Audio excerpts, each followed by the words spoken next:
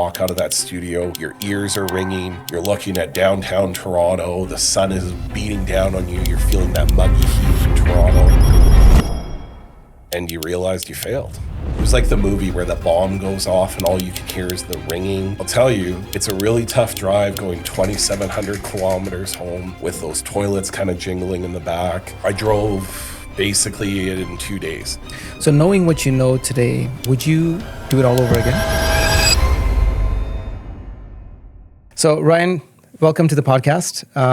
It's a pleasure to have you here. I know you've been through a bit of a journey in the past few years, and we got to know each other here a few years ago when you were actually at Dragon's Den.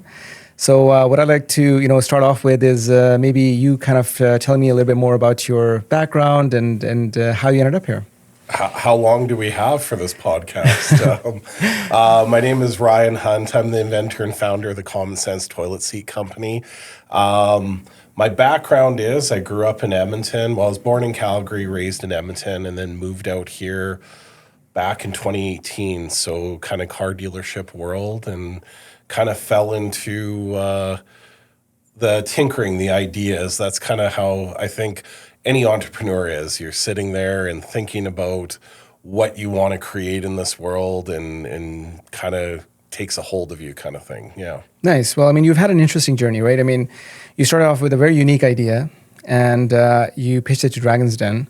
So we'll get into that story in a little bit more detail, but can you tell me a little bit more about what is your idea about? And I know you're in toilet seats, so shed some light on that. Like, at least everybody's got experience with what I'm dealing with, right? Like right. Toilet seats, I think maybe some people listening to this have used one even today.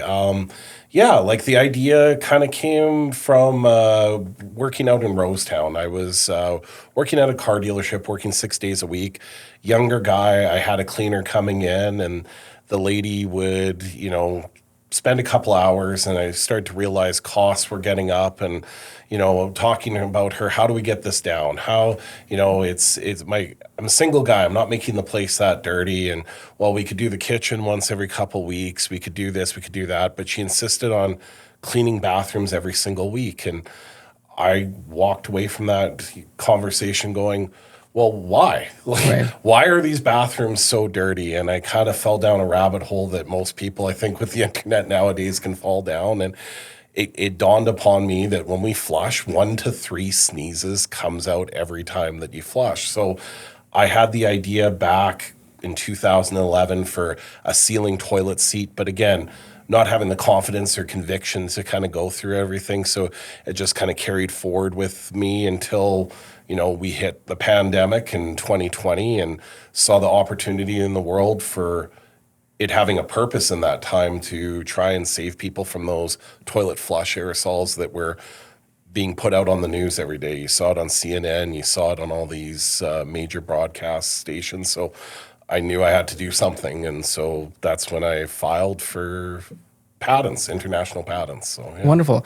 I know that hygiene became a really important thing during COVID, and I think it was very important to be aware of how you're spreading germs and how you can actually have that distance, between people so that you're actually, avoiding contact. So toilet seats is a very competitive market. I mean, you've got some dominant players in the toilet seat industry. How are you planning to introduce your idea, or what have you done to introduce your idea to the market to be able to get more awareness? Well, I think I introduced it in a big way in, That's right. In 2021 being on Dragon's Den, and I know you want to ask me more about that, but I think the big thing right now is just the patents and things like filing international patents in 2020 where 4 nations have come through, Japan, Australia, the United States, and Canada as well, obviously, and we're patent pending in all of Europe. So talking about competition, I think that's a big differentiator for us, having patents to, it's one thing for somebody to say, I've got this great idea and I'm the first in the world. Anybody can say that to buddies over beers, but our company and myself have the power standing behind us to say, no, we literally have the first in the world idea to magnetically seal a toilet airtight.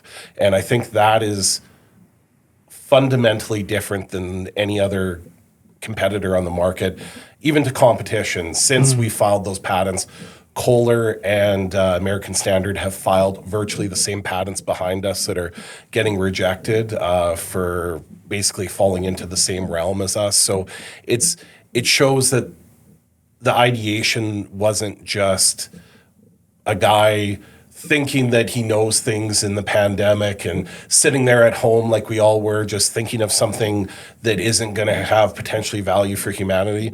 No, the big guys are actually looking at this idea. They want this idea. Something was happening in 2021, where all these toilet manufacturers said, you know what, we should be sealing a toilet as well. So it's nice, even though, as we'll talk about further, Dragon's Den didn't go the way that I wanted. It's nice to know, to get that validation from these manufacturers, to see them diving into that same space, realizing that maybe we don't have to live with toilet aerosols after all. Interesting. So let's talk about that value proposition, right? I mean, because you have a very unique product, right? How is it different? I mean, what exactly does it do to seal everything and, obviously make sure that, there's no germs that are spread? Well, basically what we do is the same fundamentals as your refrigerator at home. If you can open and close the door on your refrigerator, you can use our products. So what it does is it magnetically seals the hole independently. So you have a clear view window to kind of see what's happening. But again, none of those flush aerosols coming out. And secondly, it magnetically seals underneath the seat, because again, those gaps, I don't know if you saw the science, but in 2024, they proved empirically that lid up or lid down, virtually the same amount of aerosols come flying out, even when you're putting the lid down. And we know 60% of people out there are putting their lids down on their toilets. So for science to say in 2024, again, 4 years after I filed patents, to say, yeah, this is a huge problem, that viruses and bacteria are still escaping, again, that's that nice validation for us as well. So simple to use. If your kid at home can lift and close it, no problem. Nobody's got pinched fingers. Nobody's getting stuff stuck in areas. So it really is. I mean, hopefully we can put something up on the screen for people to see, kind of the videos, the explainer videos that we have, or send something later where people can see it. But I think once people see it the first time, they get it. I mean, we had we have plexiglass for our buffets. We have plexiglass, for aerosols talking to people. Why wouldn't we want to have that same kind of plexiglass on our toilet bowl, so we can still watch and, if you want to say, communicate with our toilet bowl, watch what's going down without getting sprayed by this every single time. That's why I named the company the Common Sense Toilet Seat Company, because I think it's just common sense that we cut these aerosols out of our lives. Interesting. So what you mentioned is a very interesting point, because it sheds light on, I try to make sure that the toilet seat is always closed when, flush the toilet. And obviously, are you saying that's not safe enough, or?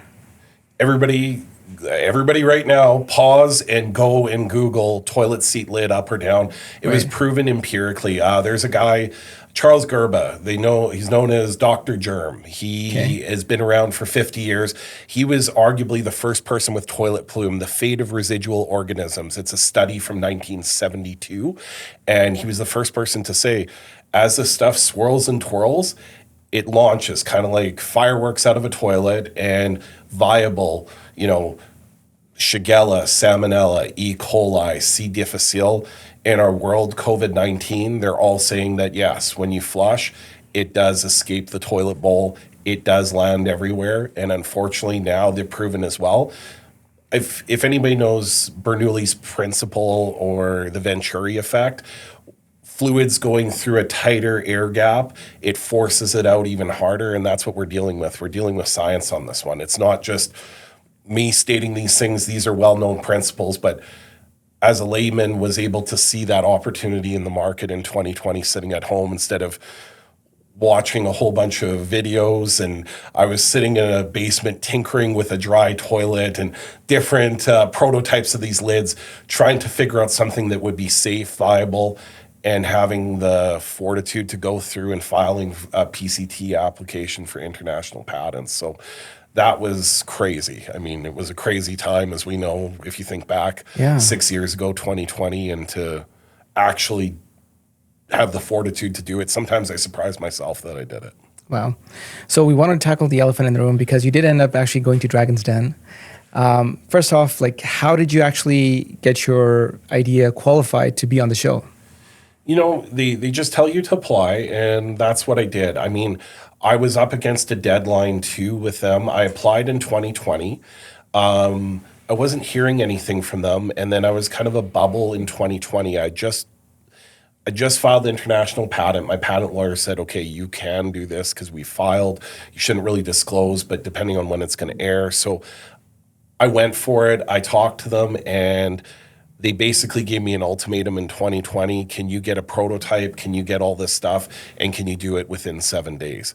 And if you think about all the moving parts in 2020 and what our lives looked like, I just could not get all that stuff together. So I didn't make it that year, but I stayed in touch with them, kept applying. And in 2021, they took me on. There is not a dopamine hit in this world like being chosen for that show. I mean, they keep you in suspense, and you're constantly dealing with producers and things. And it's not what everybody thinks at home. I can tell you that much. When you first apply for the show, they get you, you give your best pitches, they narrow down, and then you're working with a producer. So I worked with a producer for about 6 to 8 weeks before heading out to Toronto to film, and they check in on you, but everything that you do up on that stage is your own design. They do not influence. They don't tell you. Like, if you think back to early seasons, they had the little cart sitting there for people to pitch with. That's because they didn't think to bring something out to help them bring it. Like, they tell you, they don't want to influence how you're going to appear on stage. So when it came to my pitch, I had some ideas. I wanted the confetti. I wanted these things. And they're like, you know what, we'll find it in the budget and do it for you. So it was really kind of neat. But again, to drive all the way to Ontario with 4 toilets in the back. Like, I drove from Saskatoon to Toronto. Wow.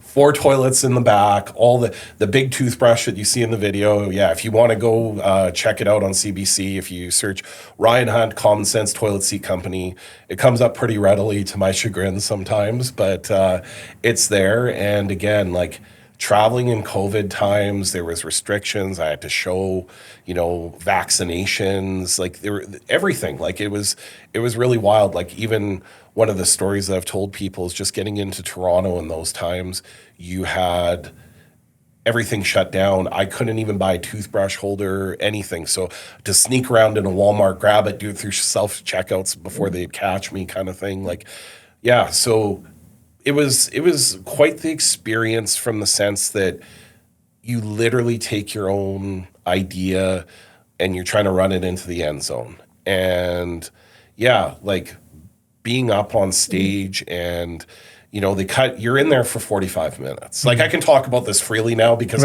I'm not under NDA. Just so anybody else that wants to do it, you're under NDA before they air. You're under NDA for 2 years after. And I think CBC's got some pretty ironclad things in there, so you got to mind your P's and Q's. So I can talk about some of these things now, but yeah, you're in there for 45 minutes, and they cut it down to 6 minutes for television, and you do some great things up there, you do some terrible things up there. I mean, as they were able to cut into. So as they said, they try and show what transpired on that stage as factually as possible. I think I had some better moments.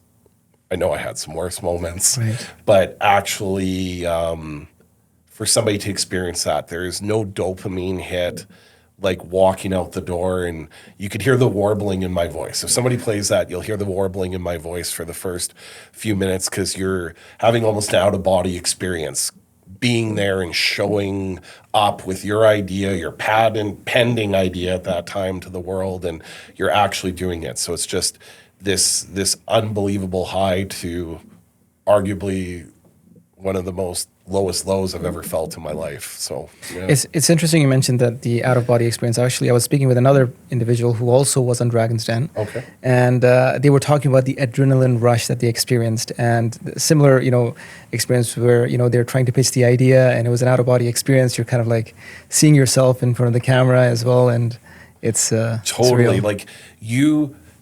Let's face it, we all know what's going to happen. We all know that there's good things that are going to happen. We all know that bad things are going to happen. So if good things are happening, you're trying to, really accentuate those good things. But as bad things are happening, Yeah. You're mentally trying to mitigate.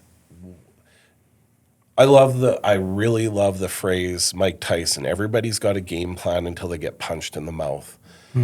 I got punched in the mouth hard, and there were some things coming out of my mouth I didn't even know that was in my brain, but you just sometimes panic. You sometimes, if everybody, I say, like, if you're going to pick a fight with a friend, a spouse, whatever, you have a game plan. They're going to say this, and then I'm going to say that, and I know what they're going to say. They're going to say this, and I'm going to come over the top with this haymaker, and it's going to end the argument.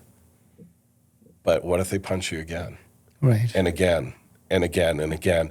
And that's kind of what it was, is you're sitting up there and they have spotters. Like, I don't think people realize that too. Like, they're being fed information, they're doing certain questions, they're hitting you with stuff.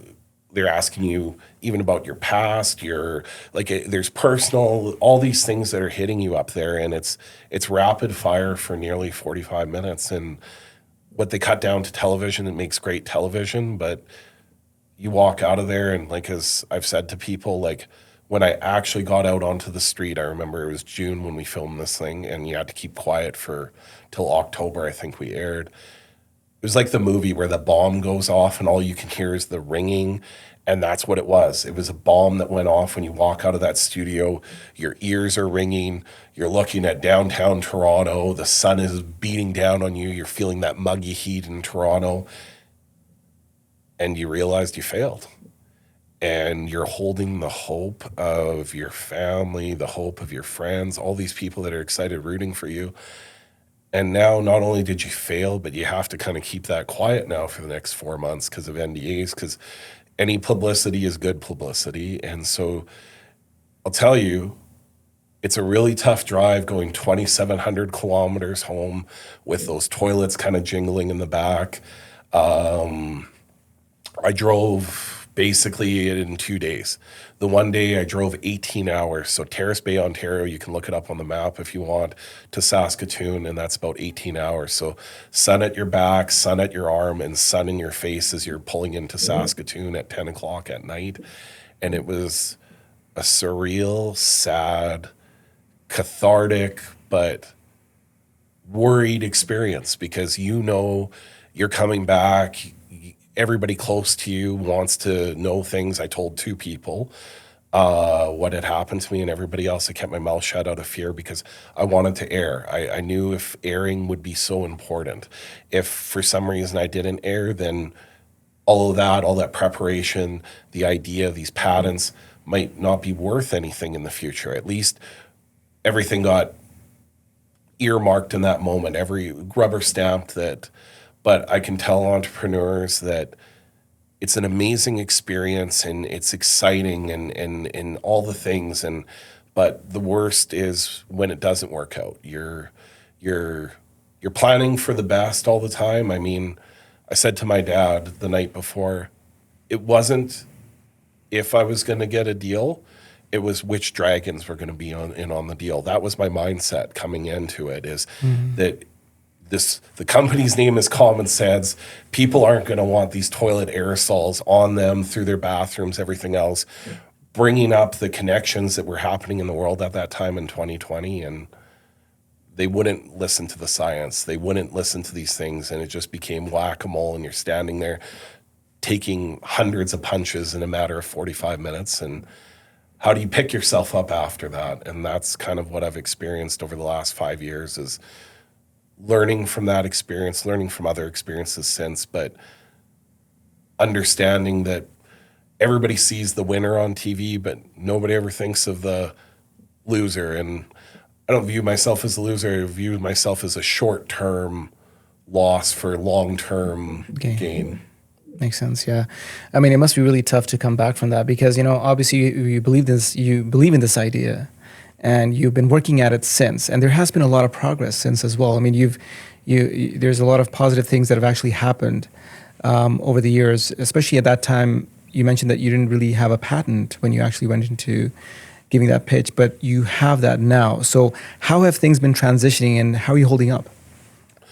Yeah, it was tough for a few years. I'm not going to lie. Like, you see people on the street and they say things to you or friends and family, but as time subsided, as they say, time heals all wounds, and that's kind of how I feel like with this idea that some big things started to happen. Like 2022, science for the first time visualized toilet plume, and that was Boulder, Colorado University that did it, and that was that first step of validation. And 2023, I believe November was our first Canadian patent that came through. And then shortly after, it was Australia, the United States, Japan. So getting that validation, as I said, and all these studies coming through since, it's that extra validation. People don't realize patenting something, it's hard. And it's harder than people think. You can't just have an idea in one country. If that idea has ever been done in another country, it's invalidated. So it's a lot. Patenting wasn't even what I thought it was. So what's changed for us is getting the validation and getting the traction and seeing these manufacturers moving towards this idea. That's what's exciting for me, is people can see that Kohler and American Standard are putting resources into this because they see the future of this idea as well, that this is something that we've been disgustingly living with for no reason whatsoever. So that traction coming out of those conversations and conversations with epidemiologists and gastrologists and lots of scientists that are very excited about this because they see how it's just a simple, practical solution. And in some cases, we've had higher level meetings with them where they're in talks with us to enter the company as well. So we're working on some of those pieces behind the scenes right now, but it's just it's not a matter of if at this point, I think. It's a matter of when, and when hopefully people watching this just see that. They see that this is a needless human function that's happening in our daily lives. It's happened in your bathroom today. You don't need to live with it. There's technology now. Mm-hmm. So knowing what you know today and where you are at in the venture, would you do it all over again? Whew, it's a great question. It's a tough question. Yes, for where I'm at now. If you asked me that question 2 years ago, every entrepreneur has those dark moments, and I went through years of those dark moments. I mean, there was such an elation with Dragon's Den. I invented something, I'm patenting something worldwide, I hit television, and when that fails and those patents haven't come through and people aren't necessarily knocking on your door the way that they are now, it's tough. It's very tough. And I think every entrepreneur, regardless of the idea, has those moments. And I think everybody needs to acknowledge those moments and understand that that is part of the journey and you just have to bear through it. So for me, of course, now with multiple nations recognizing and all of Europe pending, I mean, our patents right now cover 500 million people on the planet. And once Europe comes through, it's 1.2 billion people that we own the hole on their toilet seat. I mean, there's got to be something. There's got to be something, despite what other people have thought. And as I said, if people actually do their research, I don't suggest they do their research on the toilet as they're looking this up. Again, pretty gross if you think about the subject matter, but definitely look at toilet plume, look at the toilet sneeze effect, realize we have all these issues tied to it. Like I did another video earlier a few months ago where we were talking about why do we have toothbrush covers? Why do we have toilet seat covers?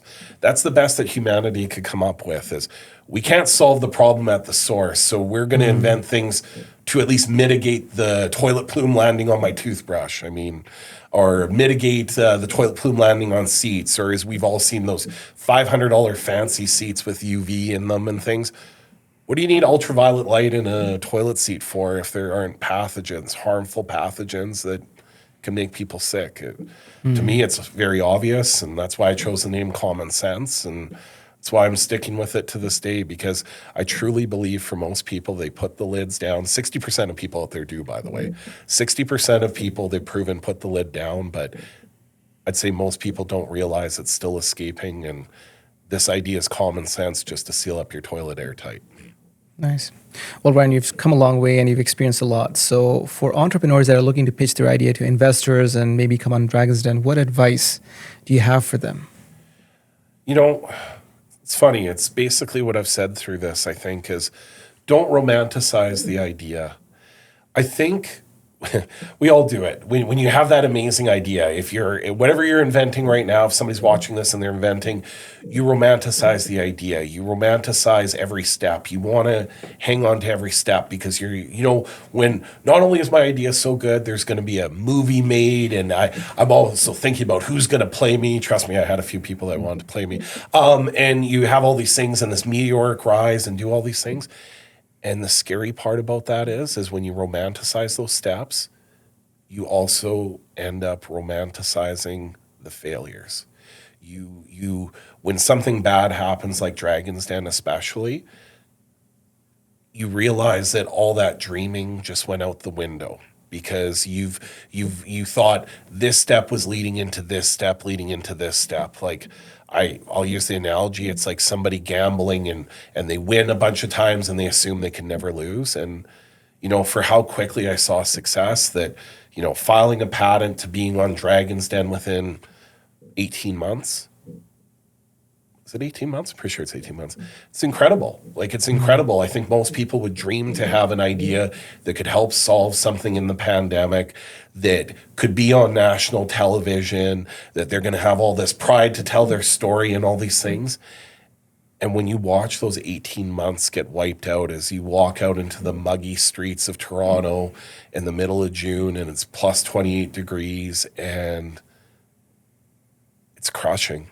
Yeah. It's crushing. So I think everybody that's starting out and looking for money, understand that you're going to have a ton of little successes.